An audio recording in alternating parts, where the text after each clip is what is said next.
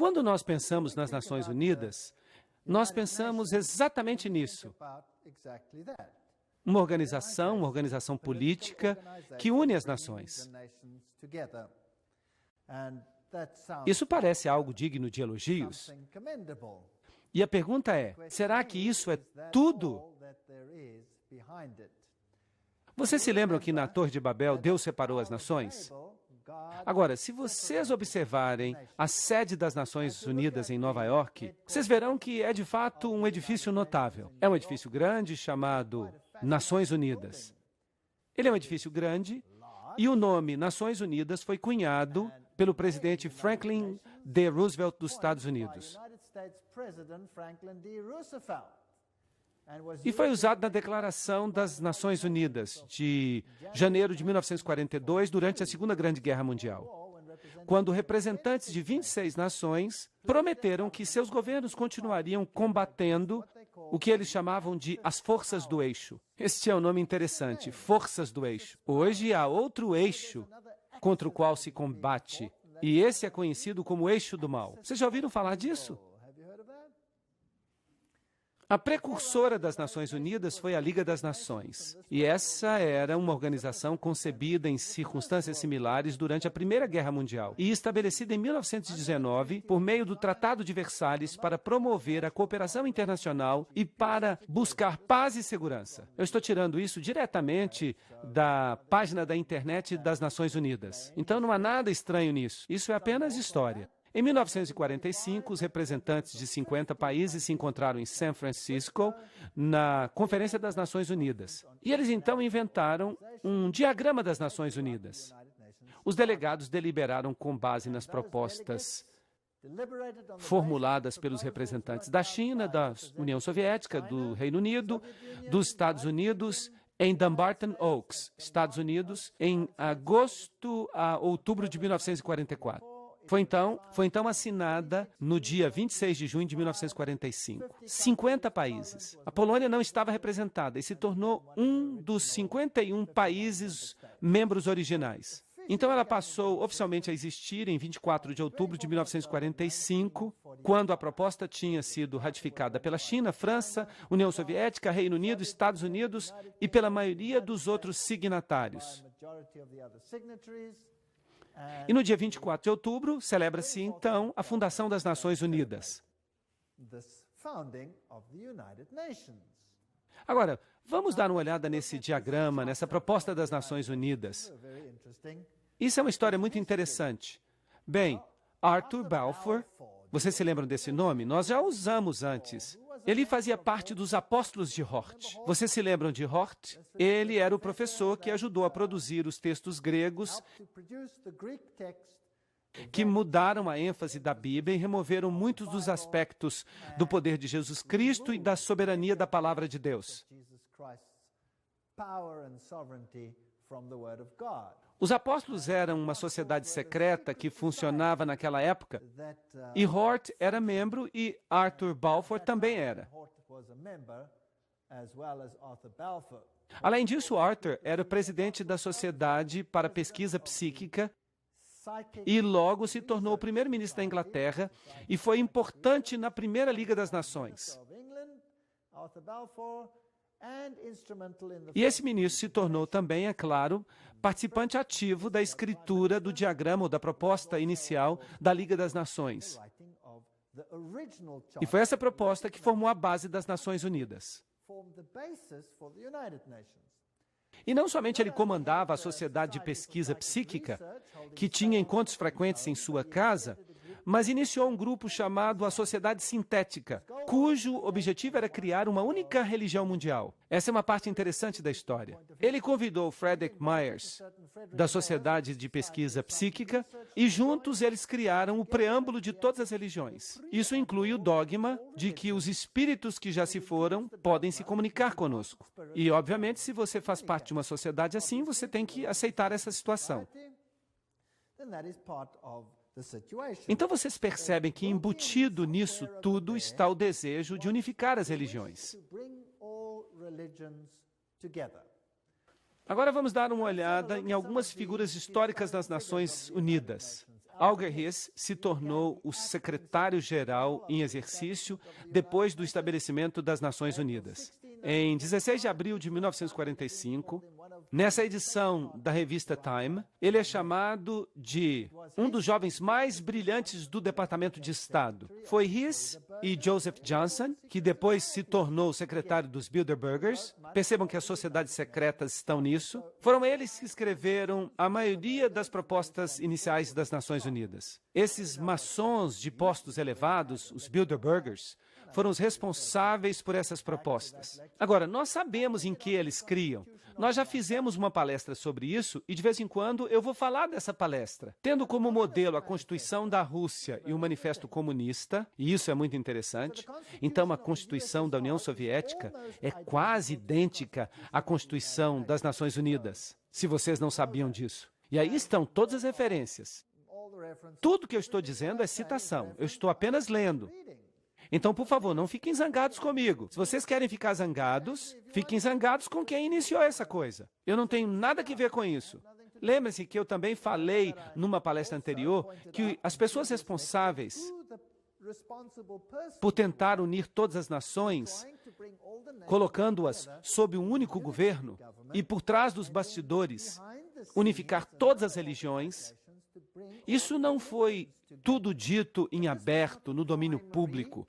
Isso pertencia mais ao domínio secreto. Winston Churchill foi um. Ele era responsável, claro, depois da guerra, em estabelecer esta organização como um todo. A criação de uma ordem mundial autoritativa é o último objetivo que nós devemos perseguir. E as Nações Unidas formaram parte disso. Charles de Gaulle também foi muito importante. As nações devem se unir em um único governo ou perecerão. Então, todos eles tinham a mesma filosofia. E havia esse homem, eu não sei nem como pronunciar o nome dele, Tryggve, o primeiro secretário-geral oficial das Nações Unidas. Ele era um membro elevado do Partido Trabalhista Social Democrático da Noruega, que, por falar nisso, era uma espécie de ramificação da Terceira Comunista Internacional. E então veio este homem, Dag Hammarskjöld, e ele foi o segundo secretário-geral. Ele era um socialista sueco que abertamente defendia políticas comunistas. E então veio U Thant, terceiro secretário-geral, que era marxista. Então vocês percebem como a filosofia foi programada desde o início. Agora, eu não quero que vocês pensem que esse era um método para produzir o anticapitalismo, porque os Estados Unidos também assinaram esta proposta. Então, por que os Estados Unidos assinariam algo que era, obviamente, tão contrário à sua própria filosofia? Bem, se você se lembra do princípio hegeliano, no qual duas posições antagônicas são estabelecidas no mundo, sendo que não é nenhuma das duas que se quer alcançar. O que você quer, de fato, é uma síntese intermediária. Então, o que você vê de fato são socialistas na função suprema de secretários-gerais. Mas se essas pessoas têm propensões marxistas ou propensões capitalistas neste nível, isso não faz a menor diferença. Com isso, o método quer criar é uma síntese, que é o tipo de governo que se deseja a partir de tudo isso. Então, deste caos, você eventualmente consegue o que você quer. Agora, esse U Thant, claro, um dos primeiros secretários-gerais, ele disse: os federalistas mundiais defendem diante de nós a visão de uma humanidade unificada, vivendo em paz, debaixo de uma ordem mundial. O coração desse programa, uma única sob a lei mundial, é realista e passível de ser alcançado. Isso é apenas para lembrar o que nós já dissemos antes. E é claro, por trás dos bastidores, sempre você tem o papado. Como vocês podem ver em todas estas palestras, o papado está sempre muito envolvido em tudo. Aqui está o Papa Paulo VI com o secretário-geral U Thant. Agora, este homem era marxista. Bem, vamos colocar dessa forma. Publicamente, ele defendia uma agenda marxista. Mas se você fosse de fato um iniciado, uma pessoa de dentro, ele de fato não tinha essa agenda. Isso era apenas uma questão de aparências, como Hegel também diria. Então não é surpreendente que aqui nós tenhamos um outro aperto de mão com outro secretário-geral cujo nome era Kurt Waldheim. Agora, qual que era a agenda ou qual que era a visão política de Waldheim? Alguém sabe? Alguém quer dar um chute? Quando a sua visão política se tornou pública, houve muitas manifestações como resultado disso, pois ele era nazista. Sim, vocês conseguem perceber a filosofia hegeliana aparecendo aqui? Aí você tem o marxismo, a antítese, ali você tem o nazismo, a tese, e no meio, a síntese. Então não importa de fato que filosofias eles escolhiam, porque no final das contas dava tudo na mesma coisa. O Papa Paulo VI foi o primeiro a introduzir esta cruz torta, ou cruz quebrada. Vamos ler o que isso significa.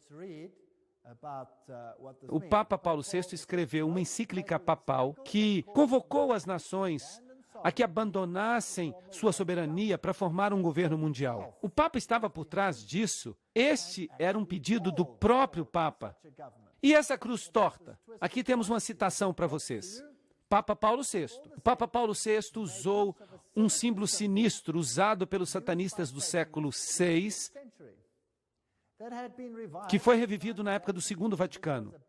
Trata-se de uma cruz torta ou quebrada, na qual se apresenta a figura repulsiva ou distorcida de Cristo, que os magos e feiticeiros da Idade Média tinham usado para representar o termo bíblico da marca da besta. Esta é uma citação interessante. E não apenas o Papa Paulo VI, mas também os seus sucessores, os dois João Paulos, carregaram esse objeto e o apresentaram às multidões para que fosse reverenciado. E eles não tinham a menor ideia que o símbolo representava o anticristo. Bem, esta é uma citação muito interessante sobre a cruz torta e o que ela representa. Bem, estas são as pessoas que estão por trás das Nações Unidas.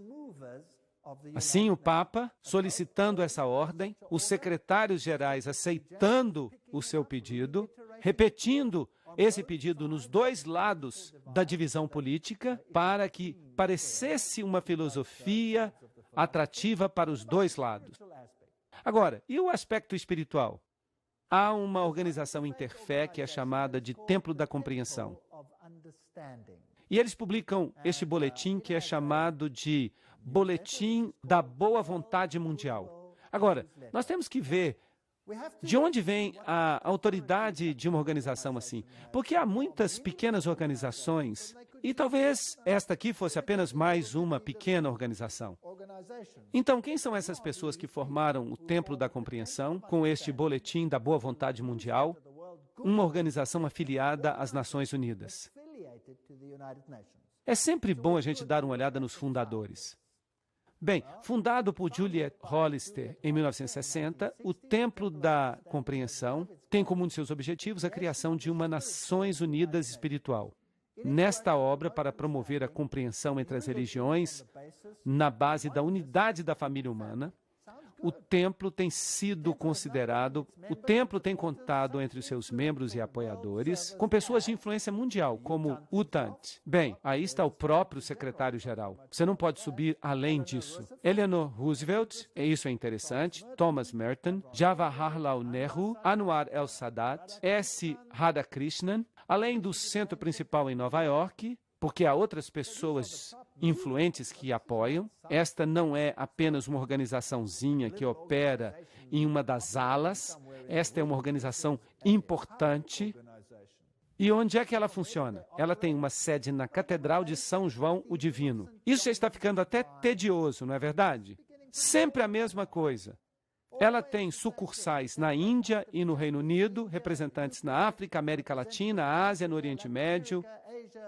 Trata-se de um movimento universal para unificar as religiões.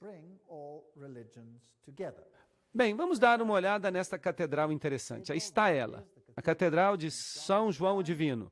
A catedral está localizada no número 112 da Avenida Amsterdã, um quarteirão a leste da Broadway. A maior catedral do mundo. Isso é muito interessante. A Catedral de São João o Divino, em Nova York, é a igreja-mãe da Diocese Episcopal de Nova York e a sede de seu bispado. Lembrem-se que é aí que eles tinham um Cristo fêmea, e foi aí que aconteceu aquela discussão sobre a ordenação de bispos homossexuais. Um monte de coisa estranha de fato acontece nesta catedral. Um pouco mais de história. Jim Garrison, presidente da Fundação Gorbachev para a Nova Era, que foi uma fundação fundada por Gorbachev em Nova York, disse: nós vamos acabar tendo um governo mundial. Isso é inevitável. Vai haver conflito, coerção, mas depois consenso. Isso tudo vai fazer parte do que vai ser necessário para dar origem à primeira civilização global. Então vejam que aí está a agenda deles. Philip Jessup, membro da Corte de Justiça Mundial, uma pessoa muito importante, certo? Ele escreve: eu acredito que a soberania nacional é a raiz de todos os males. As nações, obviamente, terão que abrir mão de sua soberania para esta organização. E parece que já estão fazendo isso. O segundo manifesto humanista declara: nós deploramos a divisão da humanidade em termos nacionalistas. Nós alcançamos um ponto de mutação na história humana, no qual a melhor opção para transcender os limites da soberania nacional é avançar em direção à construção de uma comunidade mundial. Isso aparece no Manifesto Humanista 1 e 2. São todos documentos oficiais. Agora, este é um homem muito interessante, Robert Miller.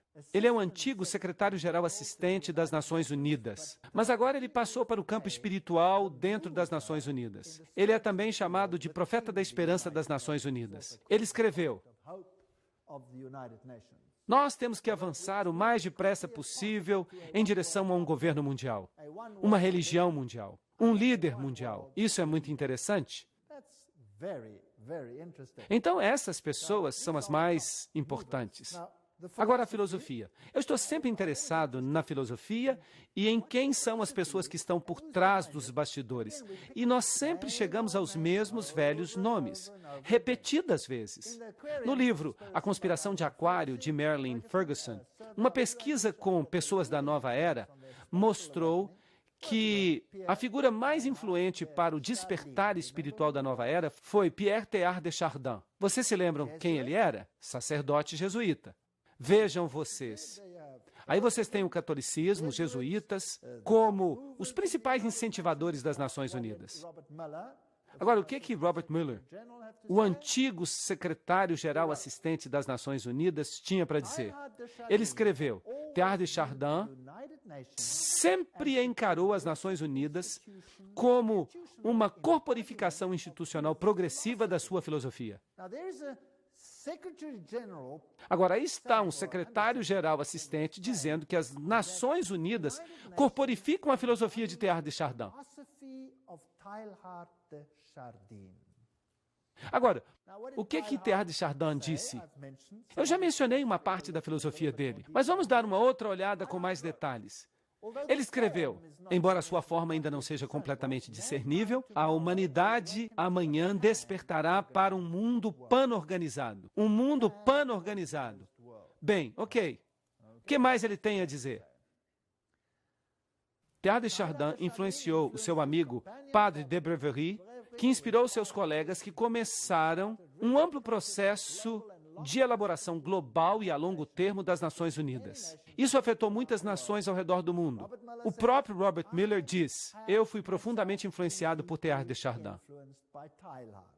Então, o secretário-geral assistente das Nações Unidas, a quem foram confiados hoje os aspectos espirituais das Nações Unidas, mais o seu programa educacional, diz que ele foi influenciado por Teilhard de Chardin.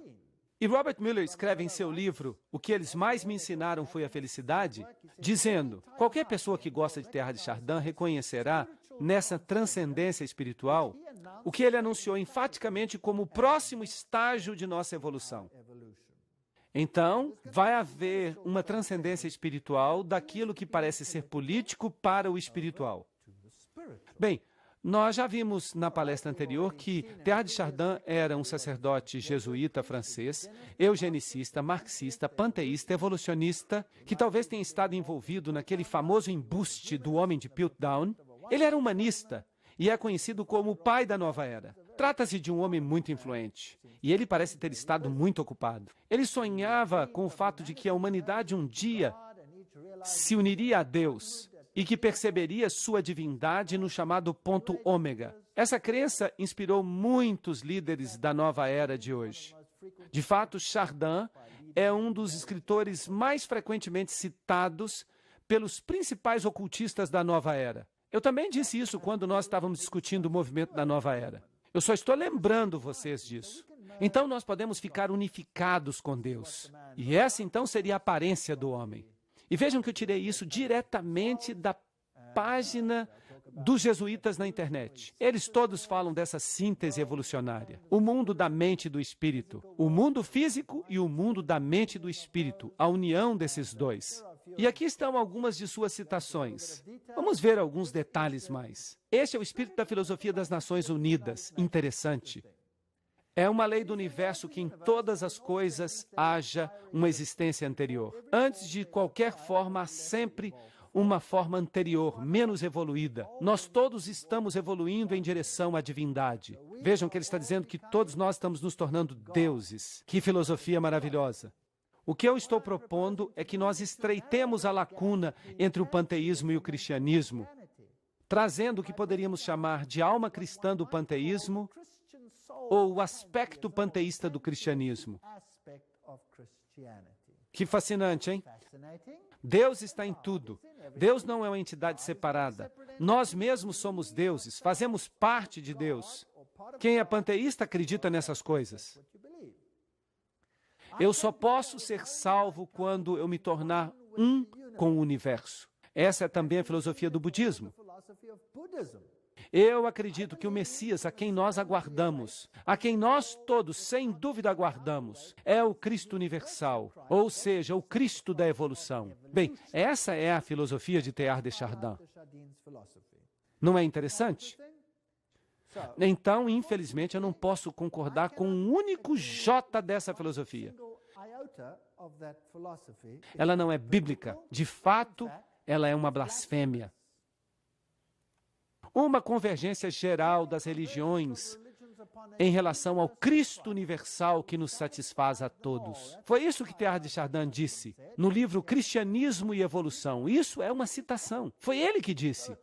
A convergência da religião que satisfaz a todos. E ele via as Nações Unidas como a corporificação desta filosofia. Esta me parece ser a única conversão possível do mundo e a única forma pela qual uma religião do futuro pode ser concebida. Isso significa que todos devem se unir. O que nós vamos obter se todas as religiões se unirem e enterrarem todos os emblemas de suas diferenças? Cria-se uma dor de separação, um caos, que excede a dor da unidade. Será que isso é compreensível? É assim que se faz. Essa é a filosofia hegeliana. Essa é a filosofia da maçonaria. Na próxima fase haverá a unidade ou a dor inexplicável. Essa é a escolha. E qual das duas vai ser que a humanidade vai escolher? A que dói menos, obviamente, para sobreviver. Agora, vamos dar uma olhada em todos esses secretários gerais. Vamos tentar descobrir se eles, de fato, abraçam essa filosofia ou não. Este é Dagmar Agnikau Hammarskjöld.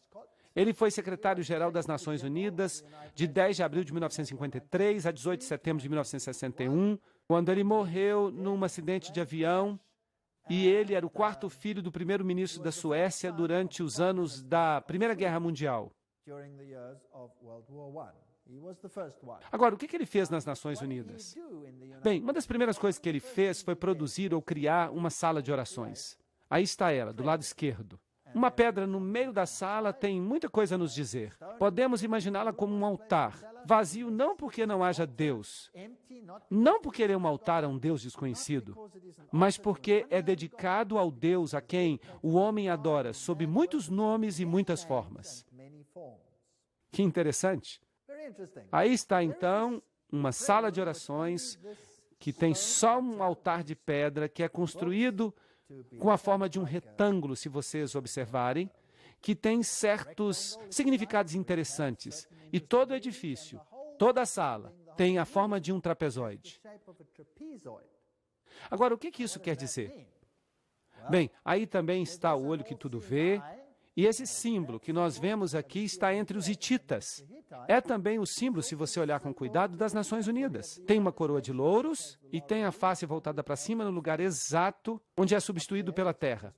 Talvez a melhor forma de compreender o que o olho que tudo vê representa é examinar a arquitetura da Sala de Meditação das Nações Unidas, em Nova York. A sala de meditação tem a forma de uma pirâmide, um trapezoide, sem a pedra de cima.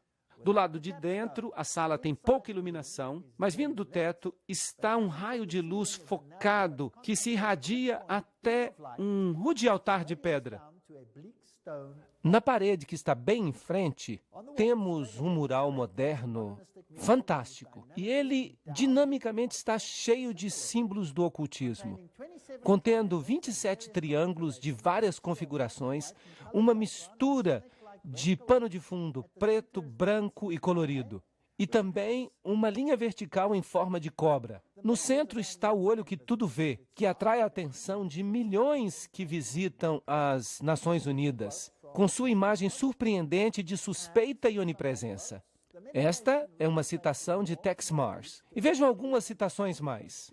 A sala de meditação se volta para o norte e noroeste. Para entrar na sala, deve-se proceder das trevas para a luz. De fato, a ordem mediana da Irmandade Satânica é chamada de a Ordem do Trapezoide. E Anton LaVey, o fundador da Igreja de Satanás, se refere a um princípio do ocultismo conhecido como a Lei do Trapezoide. Então parece que nós temos uma sala cheia de ocultismo, e que é dedicada a um Deus que pode ser servido sob qualquer nome.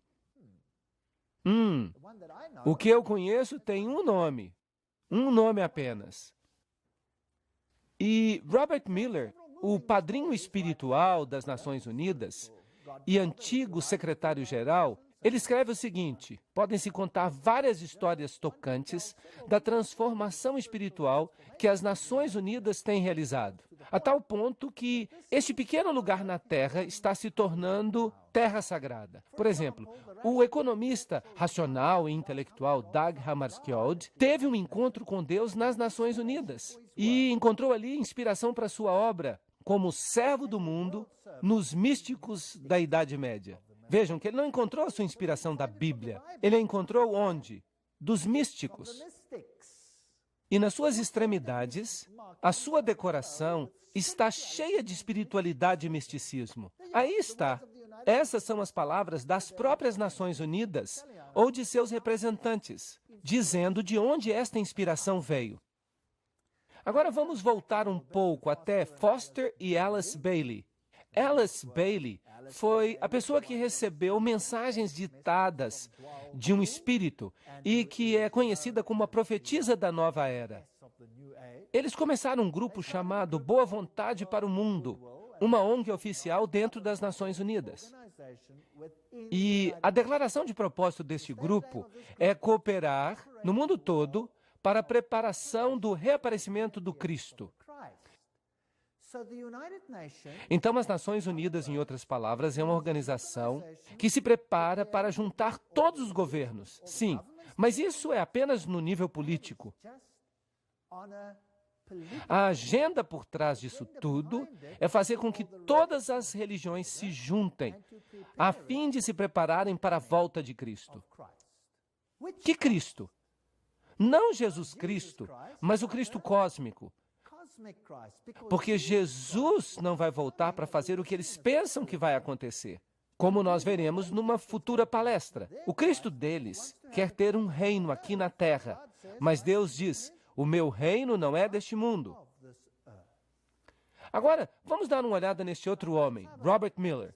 Aqui está ele, Dr. Robert Miller, antigo secretário-geral associado das Nações Unidas e chanceler da Universidade das Nações Unidas em prol da paz. Ele é o diretor do Partido da Paz 2000. É um homem muito importante. Robert Miller escreveu o seguinte apelo: decida abrir a si mesmo para Deus, para o universo, para todos os seus irmãos e irmãs, para o seu eu interior, para o potencial da raça humana, para a infinitude do eu interno. E você se tornará o universo. Você se tornará a infinitude. E você será finalmente real, divino, estupendo. Vejam que se trata da mesma filosofia. O que ele está dizendo aqui? Que nós podemos nos tornar Deus. Tudo bem? Então aí está o promotor, o mentor da filosofia das Nações Unidas. E Robert Miller escreve ainda, na obra O Currículo Central do Mundo. E vejam que isso é surpreendente. 2 pontos.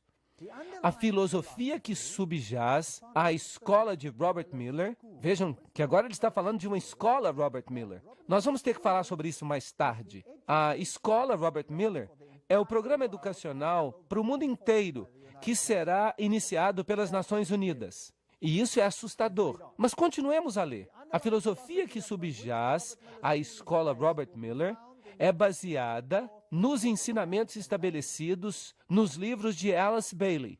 Vejam, os livros de Alice Bailey foram publicados originalmente por uma editora chamada Editora Lucifer. E por causa da reação que receberam, eles mudaram o nome para Lucis Trust. E agora esta escola é certificada como uma escola adjunta das Nações Unidas, que fornece educação para a cooperação internacional e para a paz. Isso é um grande negócio. Então, a filosofia é baseada nos escritos canalizados por Lúcifer, que preparam para a vinda de Lúcifer. E lembrem-se do que eles disseram, que eles estavam bem abertos para isso. Alice Bailey alega que a evidência do crescimento do intelecto humano, juntamente com as linhas receptivas necessárias para a preparação da nova era, pode ser vista no planejamento de várias nações e nos esforços das Nações Unidas para formular um plano mundial. Deste ponto de partida, há um desdobramento. 3 fatores ocultistas governaram o desenvolvimento de todos esses planos. Agora vocês entendem por que eu chamei esta palestra sobre as Nações Unidas de a agenda do ocultismo? Porque Alice Bailey diz que há 3 níveis de ocultismo. E Robert Miller diz, sim, nós seguimos os escritos de Alice Bailey. Ela não foi muito explícita, mas ela declarou, dentro das Nações Unidas está o germe e a semente de um grande grupo internacional de meditação e reflexão. Um grupo de pensamento de homens e mulheres educados em cujas mãos jaz o destino da humanidade. Puxa vida, isso está sob o controle de muitos discípulos do 4º raio, e se vocês pudessem perceber, o seu ponto de foco meditativo está no plano budista da intuição, o plano sobre o qual toda atividade hierárquica de hoje é encontrada. Não se pode ser mais ocultista do que isso. O que ela está dizendo é que o âmago central das Nações Unidas é controlado por gente que está sob o controle de Lúcifer. É isso que ela está dizendo. Ela está dizendo que tudo isso é demoníaco. São suas palavras e não as minhas. Eu só estou lendo. Helena Petrovna Blavatsky, fundadora da Teosofia, ela foi a precursora, claro, dos livros de Bailey. E a Teosofia foi, então, levada por Annie Ward Besant para lá. E, então, de lá foi levada para Alice Bailey. E aqui está a grande invocação que vai ter que ser lida e decorada por toda criança no futuro. Do ponto de luz dentro da mente de Deus, que o raio de luz saia para as mentes dos homens, que a luz desça sobre a terra. Do ponto de amor dentro do coração de Deus, que o amor saia para os corações dos homens, que Cristo retorne à terra. Mas este Cristo não é Jesus Cristo. Do centro onde a vontade de Deus é conhecida, que o propósito guie as vontades diminutas e pequenas dos homens. Oh, que legal, parece bem pejorativo. O propósito que os mestres conhecem e servem. Que arrogância! Do centro que nós chamamos a raça dos homens, que o plano de amor e luz funcione e que ele possa selar a porta onde habita o mal. Isto é interessante. Que porta é essa onde habita o mal que deve ser selada? Bem, se você entende alguma coisa de ocultismo, você saberá que eles chamam a luz de trevas e as trevas de luz, e que eles dizem que Jesus é o mal. Nós lemos todas essas citações quando nós demos uma palestra sobre aquele assunto. Eles a selam, porque ali habita o mal. Que a luz e o amor e o poder restaurem o plano da terra. Restaurem que plano? Restaurem o plano de quem? E o plano daquele que a fez não é restaurado. Bem, quem separou as nações? Deus separou as nações. E qual é o foco das Nações Unidas? Unir as nações. Então eles querem restaurar aquilo que o mal bagunçou com este movimento brilhante de confundir as línguas. Bem, então continua dizendo, em resumo, que Deus e o diabo se confundem já por 4.500 anos. Quem está de fato no controle, então? Bem, aqui está Annie Besant, na sua roupa de grau 33 da maçonaria. Comaçonaria. Vocês se lembram que nós falamos deste assunto. O livro-texto da Teosofia ensina a imortalidade, a reencarnação, a deidade do homem. Vejam a declaração de Djwhal Khul, que também inspirou Alice A. Bailey. Ele fala o seguinte sobre Alice A. Bailey. A.A.B., Alice A. Bailey, sabe quem eu sou e me reconhece pelos meus 2 nomes. Agora, isso é interessante, porque há 2 nomes. Vocês vão descobrir que nomes são esses. E então fica interessante. Isso é uma história de detetive, é muito interessante. Bem, a Bíblia diz, eles são espíritos de demônios, operando milagres, que saem para os reinos da terra e para o mundo inteiro, a fim de juntá-los para a batalha do grande dia do Deus Todo-Poderoso. Apocalipse 16:14.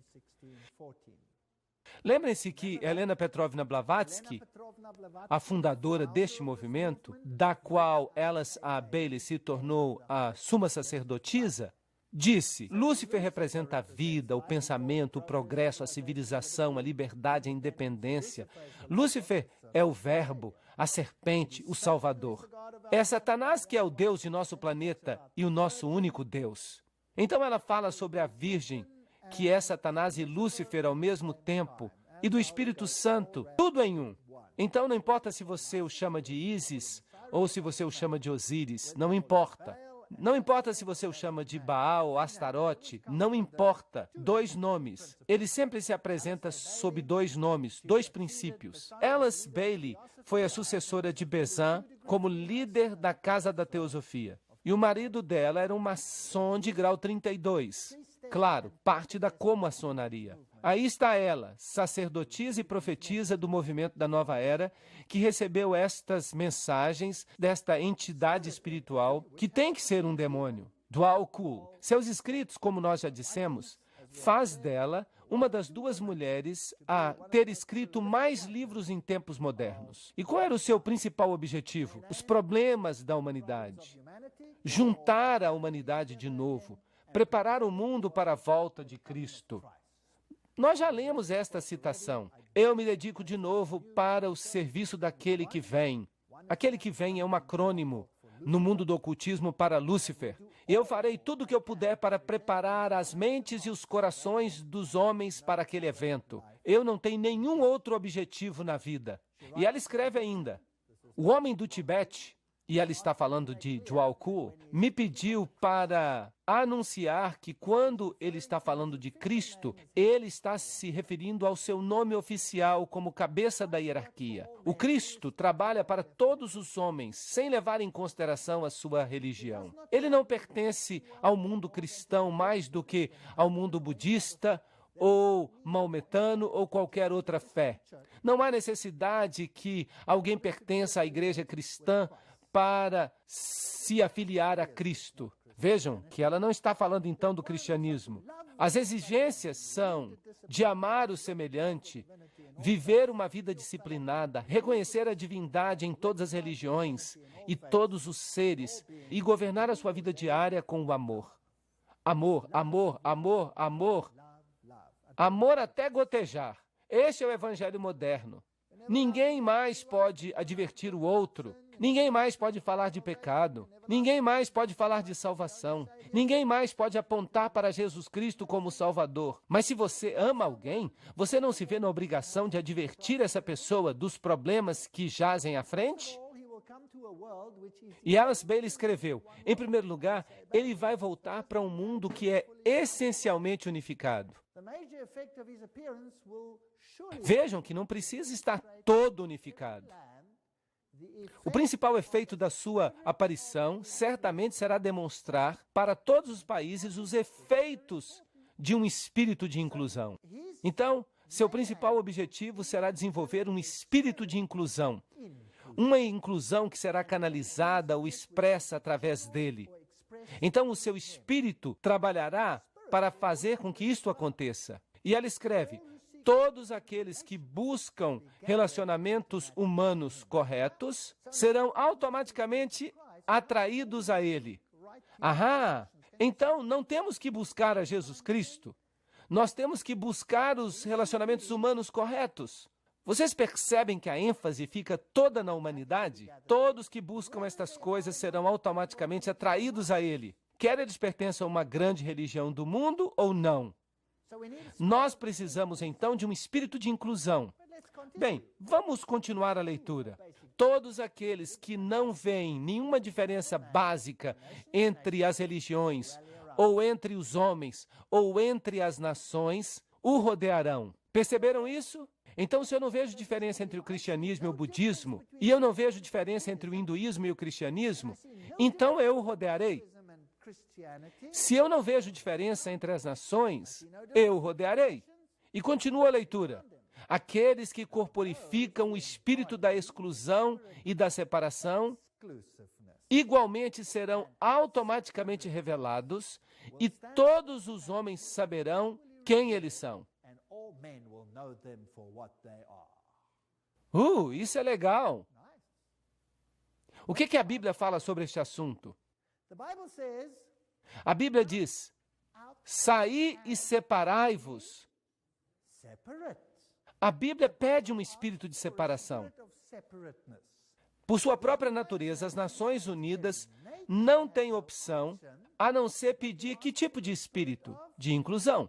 Agora, se os maiores promotores por trás dos bastidores são, de fato, ocultistas e seguidores de Lúcifer, isso não é assustador? Porque então quem seria o cabeça por trás dos bastidores? Satanás. Satanás seria o cabeça. Ele seria o chefão. Agora, o problema é essa diferença.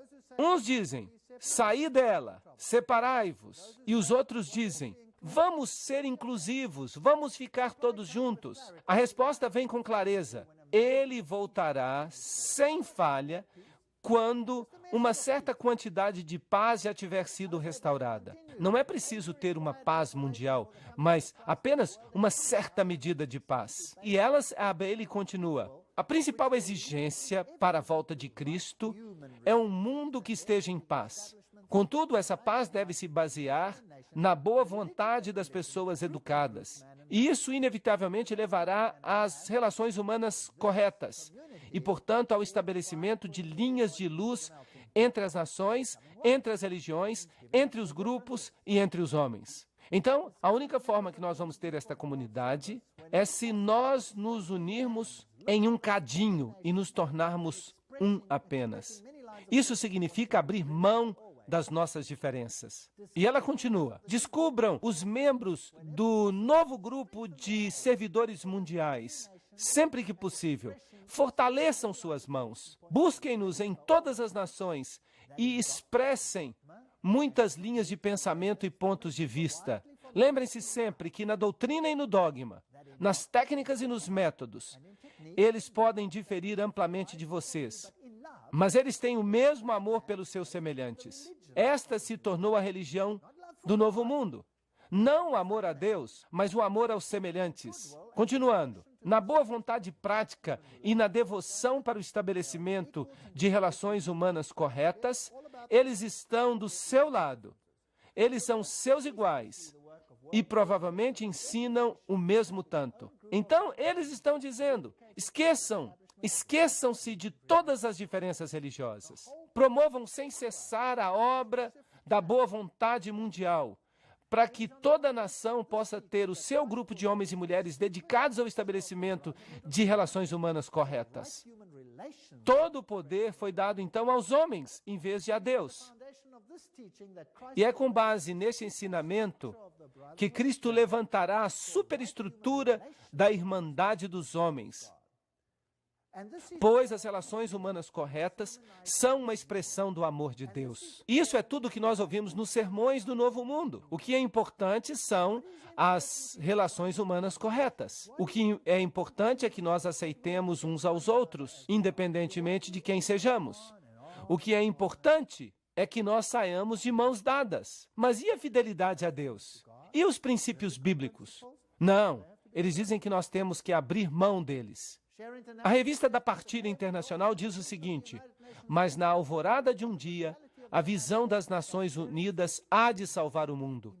E quando a realidade das Nações Unidas começar a dar fruto, então o fôlego de imortalidade será uma realidade viva sobre a Terra. E aqui está o hinduísta Sri Chinmoy, líder espiritual, sacerdote atual das Nações Unidas. Ele diz, as Nações Unidas são o caminho para a unidade, que nos levará até a unidade suprema, em letras maiúsculas. É como um rio que flui em direção à fonte derradeira. E as Nações Unidas se tornam para nós a resposta para o sofrimento humano, para a escuridão do mundo, para a ignorância do mundo. A visão interna das Nações Unidas é o dom supremo. E eles dizem que isso vai acontecer não importa quanto tempo demore. E o Dalai Lama diz, na esfera das relações internacionais, um sentido de maior responsabilidade compartilhada é especialmente necessário. Hoje, quando o mundo está se tornando cada vez mais interdependente, os perigos do comportamento irresponsável aumentaram drasticamente. A menos que percebamos que agora nós somos parte de uma grande família humana, nós não podemos ter esperança em relação à paz e à felicidade. Então, todos os líderes do mundo estão dizendo estas coisas. E as Nações Unidas, com seu simbolismo da antiga coroa de louros sobre um globo, nada mais é do que uma imitação do ideal antigo do paganismo, que Lúcifer, mais uma vez, quer concretizar no mundo em que nós vivemos hoje.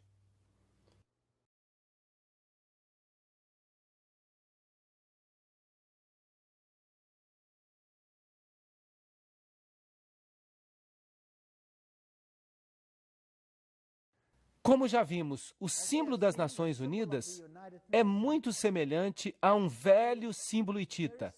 Você tem no centro a face do Deus Sol, e você tem uma rede, uma espécie de teia de aranha, que é o símbolo de Lúcifer. E isso tudo está em volta da Terra. E é claro, a coroa de louros era um símbolo das deidades antigas. E nós percebemos que está tudo junto aqui. Nós somos o mundo. Esse foi o tema da celebração de 50 anos das Nações Unidas. A agenda da nova era fundir Deus e a natureza. É por isso que Teilhard de Chardin, o pai da filosofia das Nações Unidas, disse: nós precisamos nos tornar panteístas. Precisamos eliminar a distinção entre macho e fêmea, buscando a paz mundial, o desarmamento nuclear, um único governo mundial, uma única religião mundial. E quais são as organizações que defendem isso? As Nações Unidas, é claro, o Conselho de Relações Estrangeiras, a Comissão Trilateral, o Grupo Bilderberger, a Fundação Gorbachev e o Clube de Roma. E eles já até escreveram uma Constituição, que é conhecida como a Constituição da Federação da Terra. Então, nós já temos uma Constituição Mundial. Agora, obviamente, se você quer causar uma situação assim, você tem que influenciar a educação do mundo para que a forma de pensar das pessoas mude. Então, a educação é um ponto muito importante. E isso nos leva diretamente às páginas deles na internet. Bem, você não pode dizer que isso é boato. Vem diretamente deles. O mundo não vai mudar e não haverá paz se não houver uma nova educação. Escrito por U Thant, antigo secretário-geral das Nações Unidas. Nós precisamos de uma nova educação. A velha educação não serve mais. E o antigo diretor da Organização Mundial da Saúde, o Dr. Brock Chisholm, que é, claro, uma organização das Nações Unidas, diz: para conseguir um governo mundial, é necessário remover das mentes dos homens o seu individualismo. Isso é assustador, não acham? Remover a sua lealdade às tradições familiares. Isso é ainda pior. Remover o patriotismo nacional e os dogmas religiosos. Agora, estes são os promotores das Nações Unidas. Eles dizem que devemos acabar com o individualismo. Você deve se tornar um número. Você deve ser o que o Estado diz. E isso é marxismo. O Estado é supremo e você não é nada mais do que um catecúmeno. Nada. Você deve abrir mão de sua individualidade. Mas vocês sabiam que Deus nos criou como seres livres? Cada um de nós. Nós não nos sujeitamos a ninguém, a não ser a Deus, porque somente Deus pode receber a sua sujeição em confiança, porque Ele é 100% sem egoísmo, e Ele provou isso quando Ele veio a esta terra. Você gostaria de se sujeitar a Lúcifer e ser preso com correntes às suas carruagens, a seus desejos? Eu detestaria isso. Mas, de qualquer forma, para isso você teria que abrir mão do seu individualismo. Agora, vamos dar uma olhada de novo em Robert Miller. Filósofo, profeta do Papa, grande estadista em nível mundial, o que a gente pode chamar de homem poderoso. Ele é o chanceler da Universidade da Paz, criada pelas Nações Unidas. Ele é o criador do que agora é conhecido como Currículo do Centro Mundial. Isso diz tudo. E ele é conhecido no mundo todo, e ele é conhecido no mundo inteiro como o pai da educação global. Há 29 escolas Robert Miller no mundo, e a cada ano mais estão sendo criadas. O Currículo do Centro Mundial conquistou para ele o prêmio da Unesco de Educação para a Paz em 1989. E ele recentemente esboçou uma moldura para a cobertura midiática mundial. O que você vê na sua televisão é o que eles querem que você veja, não o que você deveria ver. No serviço público, ele também esboçou uma moldura para a consciência cósmica e planetária e uma moldura para as artes e a cultura. Bem, então, a sua forma de pensar culturalmente deve ser transformada. Você deve se encaixar numa moldura para as artes e a cultura. Esse é um jeito de falar ocultista. Afinal de contas, ele mesmo disse que ele é um seguidor de Alice Bailey. Miller é, então, o autor do Currículo do Centro Mundial. O que ele faz? E vejam que isso é uma citação. Nós precisamos incutir nas nossas crianças uma cidadania global, crenças centradas na Terra, valores socialistas, uma forma de pensar coletiva, para que elas se tornem a mão de obra para o século XXI. Vejam, seus filhos devem ser modificados. Nós estamos vivendo, de fato, num mundo assustador. O que Robert Miller escreve sobre esse Currículo do Centro Mundial? Ele diz: um currículo de centro mundial pode parecer utópico hoje. No final do ano 2000, será que nós já passamos isso? Sim. Será uma realidade diária na Terra. O que ele está dizendo aqui? Todas as escolas do mundo. Agora, acreditem em mim, eu já vi o sistema educacional. Eu oficialmente deixei o sistema educacional há um mês. E o que eu tenho visto nos últimos anos, as mudanças, é de arrepiar o cabelo. Tudo isso é de arrepiar o cabelo. É de arrepiar o cabelo. Se é isso que nos espera, então que Deus ajude este mundo. Nós já vimos que ele diz que sua filosofia se baseia em Alice Bailey. E o Currículo do Centro Mundial está ligado a essa unol.org. E qual é o seu ensinamento? O nosso lar planetário, a paz no universo, em um lugar por vez. Tudo isso faz parte de histórias evolucionistas. A família da humanidade, essa humanidade global, o milagre da vida individual e os centros coordenadores do mundo, tudo isso está aí. As escolas internacionais Robert Miller, o que será que elas ensinam? Bem, elas têm, por exemplo, o Instituto Xamã. E eles têm todos esses interessantes símbolos do ocultismo e as coisas que eles representam. Eleusis, olhos que tudo veem, a psicologia humanística. E esse aqui é um dos pontos de ensinamento das escolas Robert Miller. Um facilitador xamânico, astrólogo, operador do círculo sagrado, autor do livro Iniciação e Astro-Xamanismo. Ele fala aos guias interiores. E o que mais? Ele diz que a oficina oferece ferramentas práticas para a jornada até as dimensões estáticas, além do tempo convencional. Ele diz, o programa inclui jornadas xamânicas, uso de tambores, festas cerimoniais, recuperação da alma, conexão com os guias e espíritos. Isto é espiritismo do pior tipo. E isto é proibido na Bíblia. Não admira que a Bíblia não faça parte dos livros desta organização. E Robert Miller diz, no nível mundial, as Nações Unidas adotaram uma estratégia de desenvolvimento econômico mundial. Alimento, agricultura, este é o Plano de Alimento Mundial. E um plano de saúde mundial, um plano de alfabetização mundial, um plano de emprego mundial, um plano de indústria mundial. Eles já planejaram cada detalhe de nossas vidas. Agora, outra organização que é muito importante é a Unesco. Vamos dar uma olhada na Unesco. É uma suborganização das Nações Unidas. E Julian Huxley é o antigo diretor da Unesco. Ele foi escolhido humanista do ano. Ele é um filósofo ateu, membro do Bureau Colonial Comunista, da Sociedade Britânica Fabiana e um signatário do Segundo Manifesto Humanista. Na minha opinião, essa não é uma boa recomendação. E tem mais. Archibald MacLeish, membro da Caveira e Ossos, escreveu a Constituição da Unesco. Então ele deve também ser membro dos Illuminati, como nós vimos naquela palestra sobre o segredo por trás das organizações secretas. Portanto, foram maçons que ajudaram a criar a organização. Sendo homem internacional, MacLeish é um fervoroso defensor da União Mundial. E aqui está outro, Niebuhr. Ele é o cofundador da Unesco e ele assinou o SIECUS. Agora, o que significa isso? Apareceu em 1969 e eles imprimiram isso na revista New York Times. O que é SIECUS? Vejam o que dizem os seus fundadores. É a posição do SIECUS que o controle de natalidade deveria ser disponível a todos, inclusive aos menores, que devem desfrutar dos mesmos direitos de acesso livre e independente ao controle de natalidade que as demais pessoas. É a posição dos SIECUS que o uso de materiais sexuais explícitos, às vezes chamados de pornografia, pode servir a uma variedade de necessidades importantes na vida de inúmeros indivíduos. Que povo legal esse das Nações Unidas!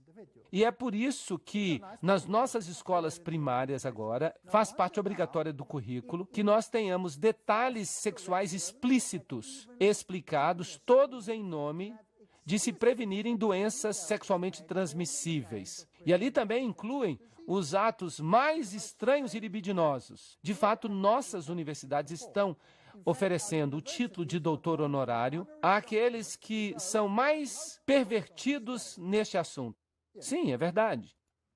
E Huxley, que foi o primeiro diretor, disse, em seu programa educacional, a Unesco pode enfatizar a necessidade última de uma unidade política mundial e familiarizar todos os povos com as implicações da transferência de sua soberania plena, etc., etc. Vejam que são todos pássaros de uma mesma pena.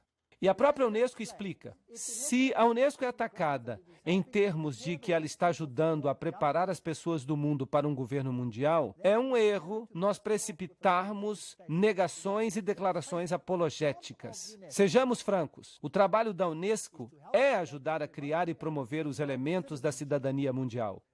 Diante desta acusação, nós devemos admitir de todas as formas e em todos os momentos. É isso que a própria Unesco diz. Então, eles não negam nada. Sob a orientação de Huxley, eles prepararam um guia para professores. Agora, eu gostaria que os pais prestassem atenção. Por favor, todos os que têm crianças, anotem isso. O que é esse livro Guia das Nações Unidas para os Professores? Este livro diz que é quando se destruírem o amor à pátria e o patriotismo, é que será dado o primeiro passo na educação da criança para a cidadania mundial. Vamos olhar outras coisas que este livro-guia tem. No volume 5, na página de abertura, está escrito: na sala de aula com crianças com menos de 13 anos de idade. Quando a criança entra na escola, a sua mente já foi profundamente marcada e marcada de forma prejudicial pelas influências anteriores, geralmente acontecidas no lar. Oh, isso é interessante. Então, isso precisa ser mudado. Então, quem é que está colocando esses pensamentos prejudiciais nas mentes das crianças? Os pais. Isso precisa ser mudado. Então, o objetivo da Unesco é mudar a estrutura mental de seus filhos, fazer com que eles se voltem contra os valores que os pais ensinaram e colocaram em suas mentes. Isso não é desrespeitar o quinto mandamento? Sim ou não? Honra teu pai e tua mãe para que se prolonguem os teus dias. Na página 8, o livro fala aos professores: o jardim da infância tem um papel significante a desempenhar na educação das crianças. Não somente ele pode corrigir muitos dos erros aprendidos no lar, mas também pode preparar a criança para que ela se torne membro, com a idade de 7 anos, de um grupo de sua própria idade e adquira hábitos para se tornar membro da sociedade mundial. Ahá! Até no jardim da infância. Então, agora os governos do mundo estão dizendo: você deve enviar os seus filhos para a escola numa idade mais tenra. Vocês sabiam disso? Os governos estão todos começando a dizer isso. E a Inglaterra agora passou uma lei. Quando? Este ano. Neste mesmo ano.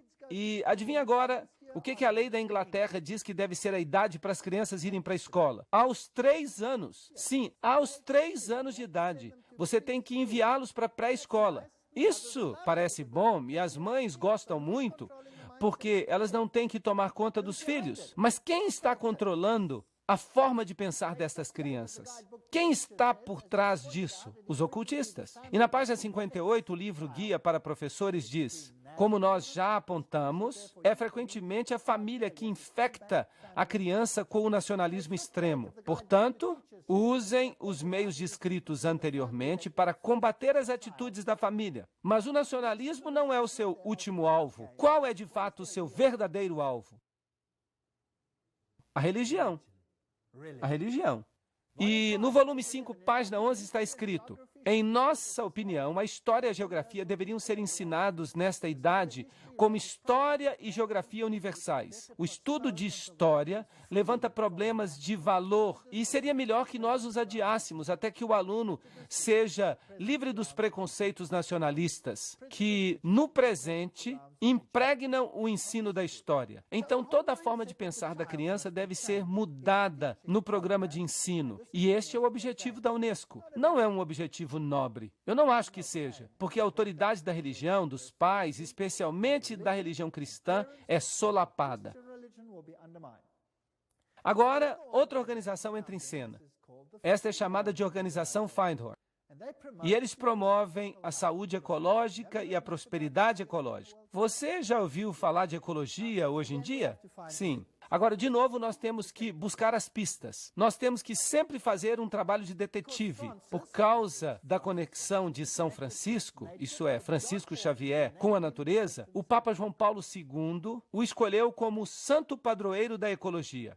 Agora, São Francisco de Assis vem lado a lado com Inácio de Loyola, o jesuíta, só para vocês saberem. E é no dia de São Francisco que milhares de pessoas vão até a Catedral de São João o Divino. É uma catedral onde se abençoam os animais. Também o ocultista Robert Miller, que é o antigo secretário-geral associado das Nações Unidas, nos informa que São Francisco foi declarado santo padroeiro das Nações Unidas. O Papa faz, as Nações Unidas imitam. Quem está realmente em controle? Roma. E aí está ele. Se você quiser orar para ele, você pode. Se você não quiser orar para ele, você pode ignorar. O secretário-geral das Nações Unidas, U Thant, formou a organização Cidadãos Planetários com atividade da nova era, encabeçada por Donald Keyes. Agora nós estamos fazendo as ligações. Aqui está o manda-chuva das Nações Unidas com Donald Keys. Cidadãos Planetários é agora uma ONG dentro das Nações Unidas, especialmente dedicada a preparar os povos para a vinda de uma nova cultura, dedicada especialmente à preparação dos povos para o advento da nova cultura. Vamos continuar falando de Donald Keys. Aí está ele junto com Hugh Tunt. Donald Keys tem estado ativamente envolvido com a comunidade Findhorn. Pegaram uma ligação. As Nações Unidas, o secretário-geral Hugh Tunt, Donald Keys, a Findhorn, e escreve regularmente para a sua revista Uma Terra. E Donald Keys escreveu: os grupos da nova era estão focando e entrando em um novo estágio, um estágio relacionado ao mundo. Eles estão maduros o suficiente para começar a ajudar a carregar o peso do fardo da humanidade. A disseminação de valores da nova era é como se fosse um fermento unificador na massa humana e pode ser um ingrediente crítico para a emergência com sucesso dos anos 80. Agora vamos tentar entender melhor a Findhorn. O seu logotipo é a chama de Lúcifer. Eles usam símbolos ocultistas, eles usam uma flor de lótus, e eles falam sobre sermos divinamente ordinários e divinamente humanos. O que nós estamos falando aqui? Que nós somos Deus. Deus falou a mim. Agora, quem é esse Deus que fala a eles? Bem, vamos perguntar ao seu porta-voz. Este é David Spangler. Aí está um de seus livros, Pai, Místico e Místico Pai. E aí está o que essa educação vai fazer com seus filhos. Vocês sabiam disso? David Spangler, porta-voz da comunidade Findhorn, no norte da Escócia. Aqui é uma foto dele mais recente. Vamos ver o que ele diz. Ele escreve no livro Reflexões de Cristo: a verdadeira luz de Lúcifer não pode ser vista na tristeza, nas trevas, na rejeição. A verdadeira luz deste grande ser só pode ser reconhecida quando os nossos próprios olhos podem ver com a luz do Cristo, a luz do sol interior. Lúcifer opera dentro de cada um de nós a fim de nos curar. E à medida que nós nos movemos para uma nova era, que é a era da integridade humana, eles adoram esta palavra, integridade. Cada um de nós, de alguma forma, chega ao ponto que eu chamo de iniciação luciférica, uma porta particular pela qual o indivíduo deve passar se ele vai chegar plenamente à presença de sua luz e de sua integridade. Lúcifer vem para nos dar o presente final da integridade. Então, quem de fato essas pessoas estão adorando? Eles estão adorando a Lúcifer diretamente. Lúcifer prepara o homem de todas as formas para uma experiência na qual eles vão se tornar o próprio Cristo. Nós nos tornamos Cristo e o Cristo prepara o homem para a experiência de se tornar Deus. Mas a luz que revela para nós a presença do Cristo, a luz que revela para nós o caminho até Cristo, vem de Lúcifer. Ele é o doador de luz. Ele é sabiamente chamado de estrela da manhã, porque ele é a luz que anuncia para o homem o alvorecer de uma consciência maior. É ele que está dizendo. São suas palavras. E ele escreve: nós podemos pegar todas as escrituras e todos os ensinamentos e todos os tabletes e todas as leis e todos os marshmallows e podemos fazer uma alegre fogueira, um churrasco de marshmallow, porque é isso que eles valem. Ok, eu não acho que eles gostam muito da Bíblia ou da lei de Deus. Esses são os promotores, os divulgadores das Nações Unidas. E eles falam de uma nova ordem econômica. Nós não vamos entrar em todos os detalhes. Eles dizem: nós afirmamos que a economia de todas as nações é um tecido sem ruptura. Vejam que eles querem tudo junto. Eles querem uma nova ordem econômica internacional. Esse é o comentário da boa vontade mundial.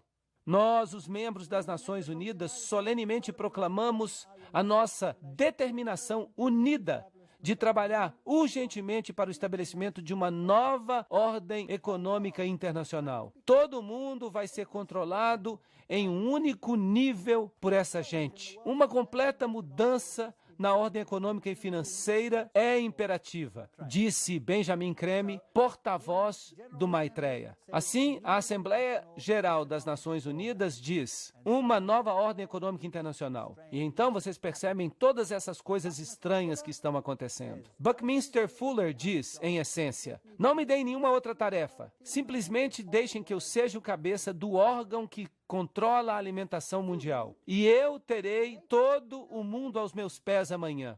Eles vão usar o alimento para criar uma tensão suficiente para fazer com que todos aceitem. E Benjamin Creme também escreveu, os industriais, os economistas, os administradores de grande experiência e realização, que com a hierarquia, e ele está falando de um monte de demônios, que com a hierarquia tem desenvolvido planos e manuais que solucionarão os problemas de redistribuição do mundo quando houver vontade política suficiente para implementá-los. Isso significa quando eles começarem a roubar daqueles que têm para dar aos que não têm.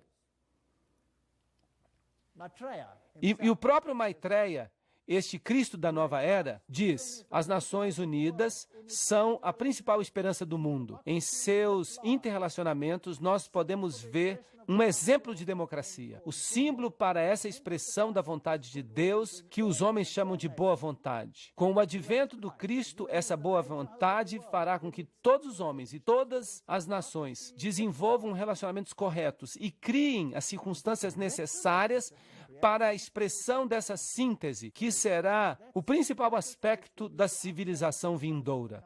Nesta empresa vasta, as Nações Unidas desempenharão um papel principal.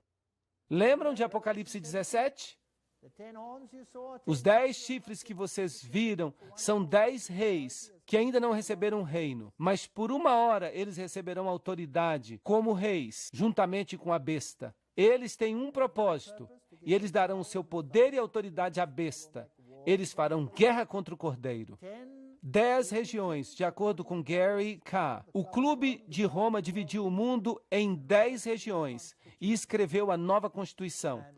E nós temos esta nova civilização. E uma conferência aconteceu no Fairmont Hotel, no auditório maçônico em São Francisco. E um documento da conferência diz: nós estamos experimentando o nascimento da primeira civilização global, uma iniciativa global, oportuna, histórica, em 1995. E foi aí. E eles estavam prontos para isso. A CIA, a OTAN, o MI5, o CFR, todos eles têm símbolos ocultistas. Pena que não tenhamos tempo para entrar em detalhes. A Comissão Trilateral era o 666, o 666 está no Tesouro Americano, SSS, que era a sexta letra original do alfabeto grego, o F é a sexta letra do nosso alfabeto, tudo isso dá 666.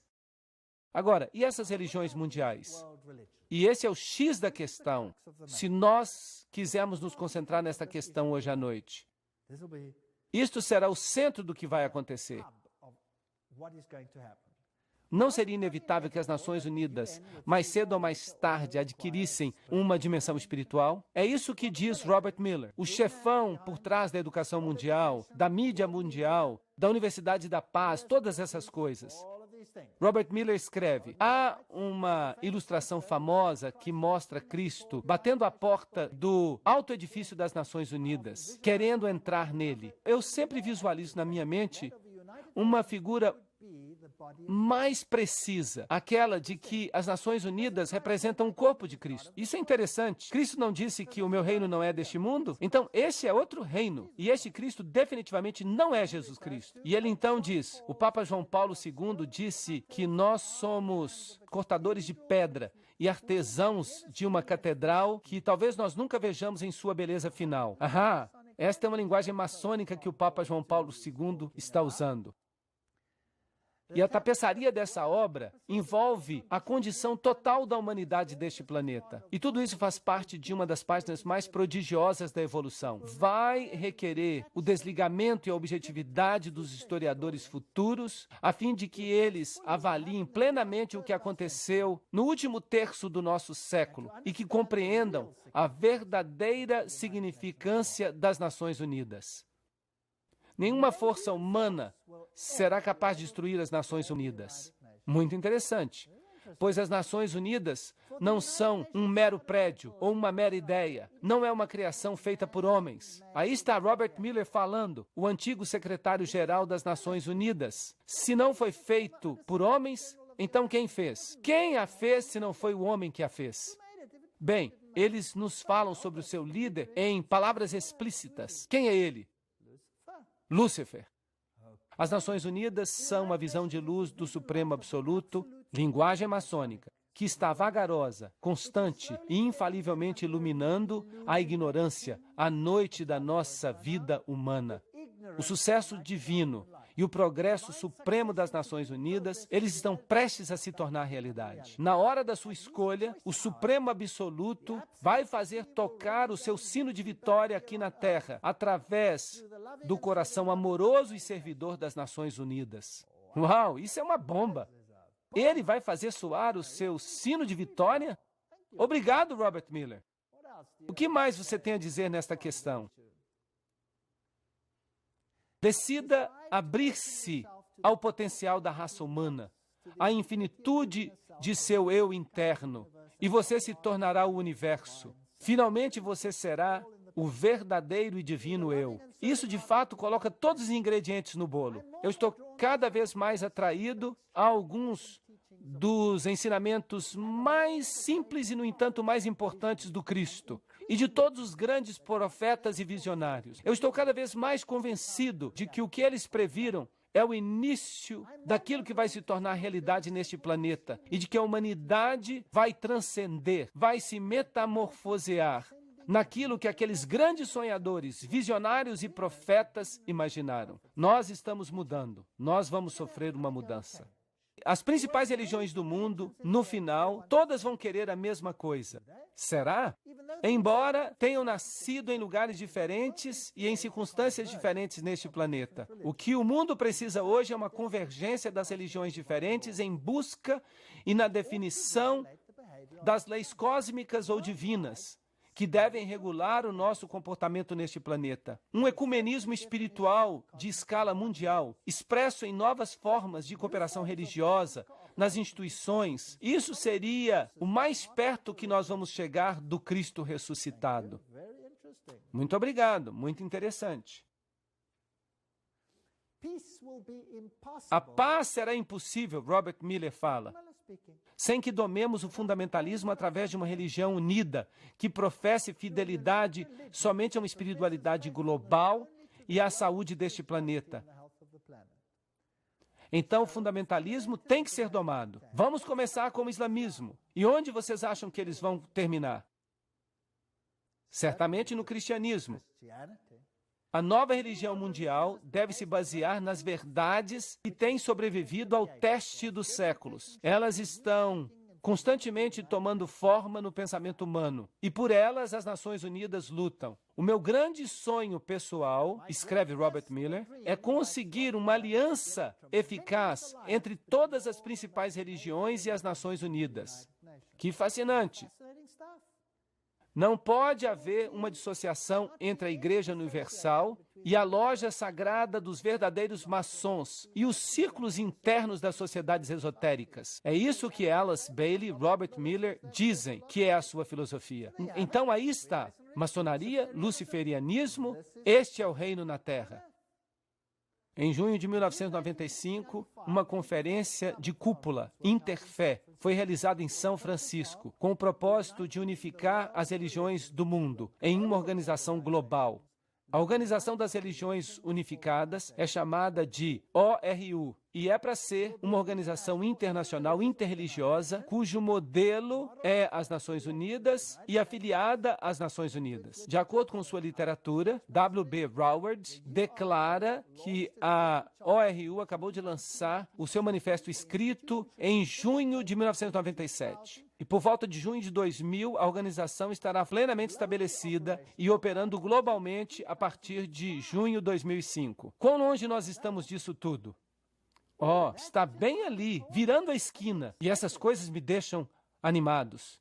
Ela vai cooperar intimamente com as Nações Unidas e suas organizações a fim de complementar a política e a diplomacia das Nações Unidas. Na Conferência Interfé, o bispo anglicano William S. Swing fez o desafio para uma nova civilização global. Ele disse: nós estamos no limiar de uma nova era mundial que pode ser definida por uma polarização crescente que alimenta uma espiral de escalada de conflito e violência, ou pela crescente cooperação global que apela à raça humana para que trabalhe os seus limites nacionais, étnicos e religiosos a fim de servir a um bem maior para o globo. Vocês percebem para onde caminhamos? Robert Miller, e isso é muito interessante, da Dispatch Magazine, diz: não se preocupe se todas as religiões se liguem à Organização das Religiões Unidas. Muitas nações não se filiaram às Nações Unidas no início, mas depois elas se arrependeram e fizeram esforços para se filiar. A mesma coisa aconteceu com a comunidade europeia e será o caso com as religiões mundiais, porque quem quer que fique de fora, cedo ou tarde vai se arrepender. Uau! Agora, isso é fascinante. Para onde caminhamos? Mas cedo ou mais tarde vão se arrepender. Este homem aqui é Joseph Reed.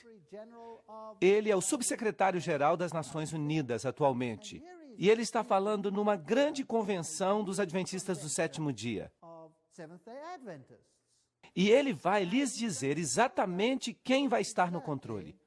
Vamos ouvi-lo.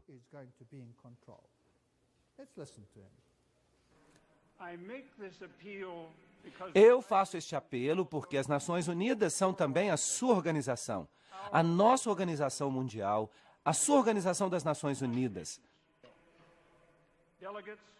Delegados, por favor, lembrem-se, as Nações Unidas são a única máquina que nós temos para a cooperação coletiva entre todas as nações.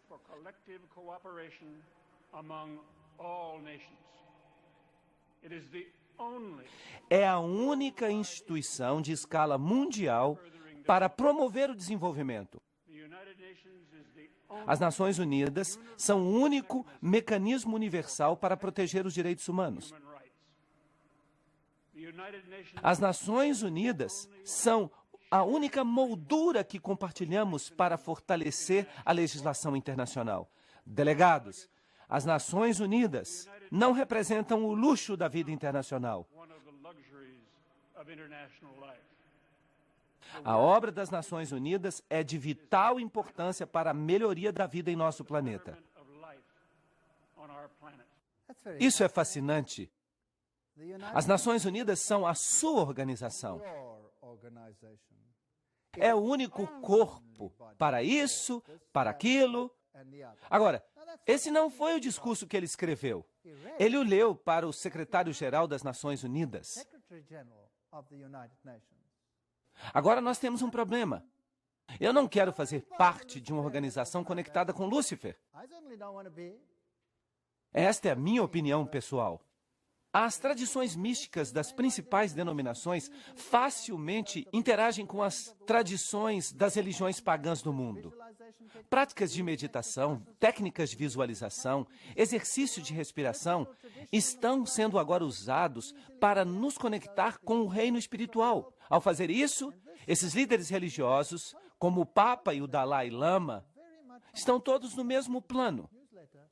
Carta de Discernimento, 1996. Uma religião para todos. O objetivo de uma religião mundial é a boa vontade mundial. Lembrem-se que todas essas são organizações filiadas às Nações Unidas, fundada por gente do mais alto escalão. As igrejas e as religiões mundiais deveriam indicar a unidade em todas as facetas da verdade que promoverão uma plataforma universal, uma plataforma à qual todos os homens, em todos os lugares, poderão pertencer. Essa plataforma deveria incluir a verdade de que todos os homens são divinos. Obrigado!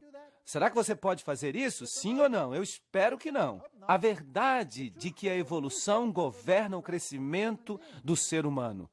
Eu não creio nisso tampouco. Todo indivíduo é um Deus, todos os homens são divinos e a evolução existe. O fato da imortalidade e da persistência eterna, a reencarnação, isso tudo vem da divindade essencial de todo homem. Vejam que a Bíblia claramente nos ensina que não existe isso de encarnação, pois Compete a todo homem morrer. Mas eu estou fazendo essas citações diretamente dos seus escritos. A preparação de homens e mulheres de boa vontade é necessária a fim de introduzir novos valores, novos parâmetros, novas atitudes, para preparar a vinda de um mestre mundial, as exigências de uma nova ordem mundial e uma reorganização da estrutura social.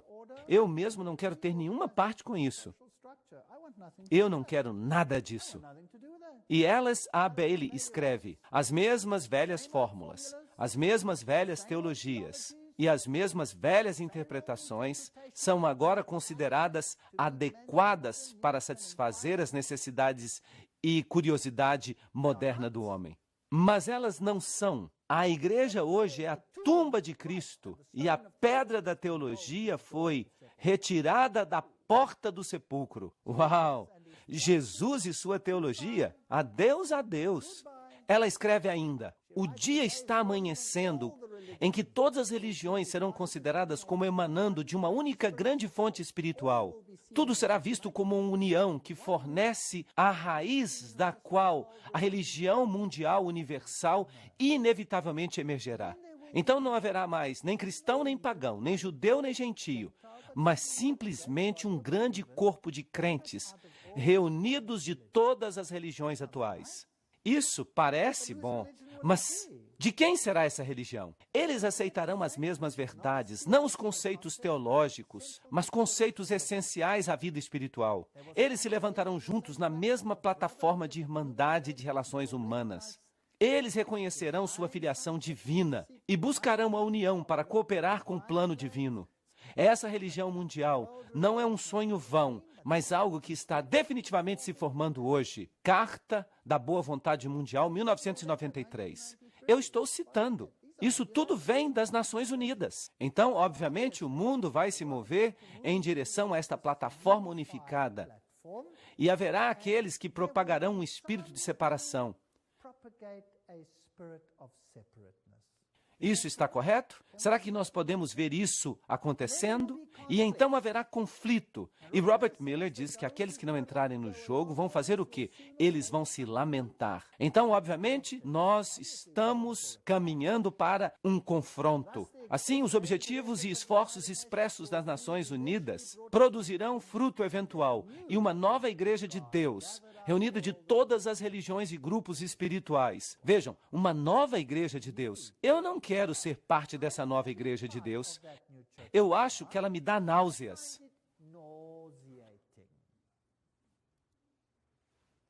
Mas Miller continua dizendo: nós devemos esperar que o Papa venha antes do ano 2000 até as Nações Unidas e fale por todas as religiões e espiritualidades deste planeta e dê ao mundo a visão religiosa de como o terceiro milênio deveria ser um milênio espiritual, um milênio que testemunhará a integração e a harmonia da humanidade. Então, quem vai ser o porta-voz dessa nova religião mundial? O Papa. O plano está fazendo sentido. A revelação está se desdobrando. Isto é exatamente o que a Bíblia fala que vai acontecer. Em vez de ficarem desanimados e se sentirem miseráveis, levantem a cabeça e comecem a sorrir, porque nós vamos para casa. E isto é animador. As principais religiões do mundo devem apressar dramaticamente o seu movimento ecumênico e reorganizar a unidade de seus objetivos na diversidade dos seus cultos. As religiões devem cooperar ativamente para levar a alturas sem precedentes e uma melhor compreensão dos mistérios da vida e de nosso lugar no universo. A minha religião, certa ou errada, e a minha nação, certa ou errada, deve ser abandonada para sempre nesta era planetária. Vejam que eles não permitem mais que você diga que Jesus é o único caminho. Isso deve ser abandonado para sempre. Mas me desculpem, eu não vou abandonar isso. Eu me recuso. E eles continuam. Nós tivemos essa maravilhosa reunião. O Papa realmente apareceu diante das Nações Unidas e aconteceu um grande ensaio nas Nações Unidas para formar esta nova iniciativa ecumênica fundada por Ted Turner, e todo mundo está se reunindo sob um único partido religioso novo sob os auspícios das Nações Unidas. Mas Apocalipse 13:3 diz: e eu vi uma das cabeças como se tivesse recebido uma ferida de morte. E esta ferida mortal foi curada. E o mundo inteiro se maravilhou após a besta. E Josué 24:15 diz: e se vos parecer mal servirdes ao Senhor, escolhei hoje a quem servireis. Se aos deuses que vossos pais serviram do outro lado do rio, ou aos deuses dos amorreus, em cujas terras vós habitais. Mas quanto a mim e minha casa, nós serviremos ao Senhor. Esta é a decisão que nós precisamos tomar. Estas são as questões diante de nós, e o triste é, e eu não estou inventando isso, eu estou lendo isto da tela. Eu não estou inventando.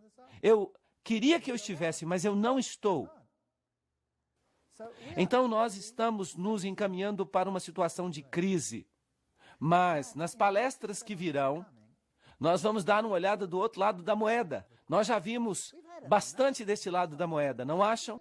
Eu já estou cheio disso. Agora vamos dar uma olhada se Deus tem uma resposta para aquilo que Satanás está planejando. Agora, eu lhes dei um outro cartãozinho como este, e eu tenho uma pergunta aqui. Eu estou começando a ver que a batalha não é realmente política. Perceberam isso hoje à noite? A batalha não é realmente política, mas é político-religiosa. Eles querem a sua adesão, eles querem a sua mente.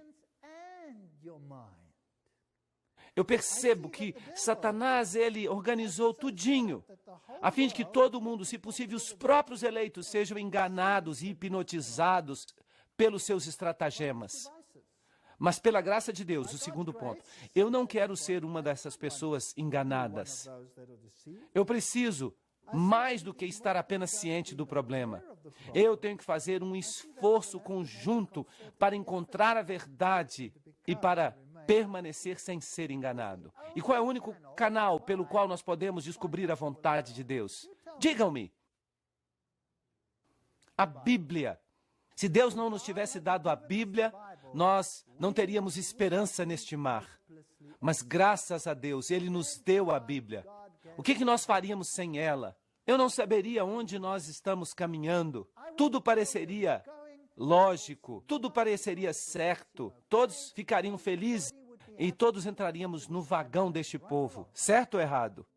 Mas eu quero saber como Jesus será o vitorioso nesta controvérsia. Tudo que vimos até agora é Satanás construindo o seu reino. É disso que fala o livro de Apocalipse. Mas eu estou interessado em aprender mais e eu vou planejar assistir às próximas palestras, porque é nelas em que o contraplano de Deus começará a ser discutido. Nós vamos voltar à Bíblia. Nós vamos descobrir o que Deus preparou para nós. E se eu, pelo menos, ousar perguntar, e levantem as suas mãos se vocês também querem isso. Você que percebe que Jesus está sendo erradicado do plano mundial. Quem percebe isso?